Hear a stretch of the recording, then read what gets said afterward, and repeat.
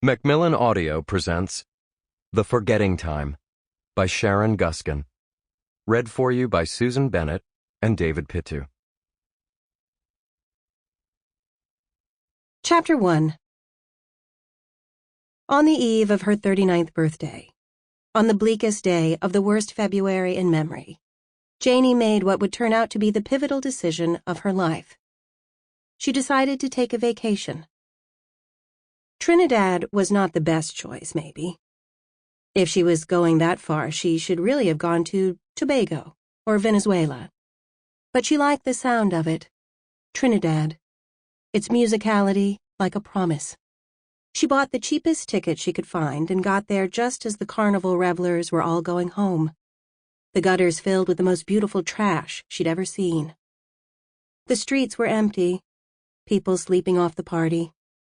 The cleanup crew moved slowly, in a contented, underwater shuffle. She'd scooped up handfuls of confetti and stray glittery feathers and plastic jewelry from the curb and stuffed them in her pockets, trying to absorb frivolity by osmosis. There was a wedding going on in her hotel, an American woman marrying a Trinidadian man, and most of the guests were there for it. She watched them circling one another, the aunts and uncles and cousins wilting in the heat, their cheeks daubed with a smear of red sunburn that made them seem happier than they were, and the bemused Trinnies, who were always in groups, laughing and talking in fast Trinny slang. The humidity was intense, but the warm embrace of the sea made up for it, like a consolation prize for the loveless.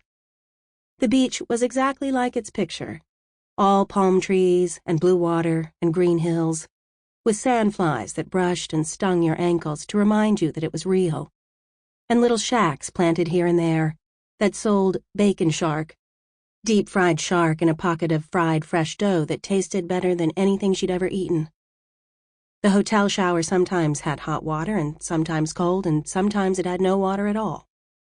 The days passed easily.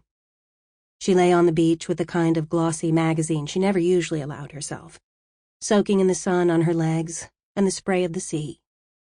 It had been such a long winter, snowstorms falling one after the other like a series of calamities that New York was ill-prepared to meet.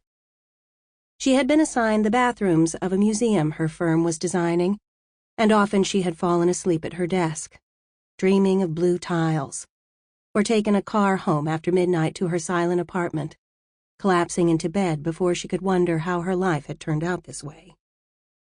She turned 39 on her second-to-last night in Trinidad. She sat by herself at the bar on the veranda, listening to the rehearsal dinner in the open banquet hall next door. She was happy to have avoided the requisite birthday brunch back home, those throngs of friends with their husbands and children, and their enthusiastic cards assuring her that this is the year. The year for what?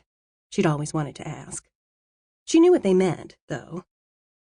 The year for a man. It seemed unlikely.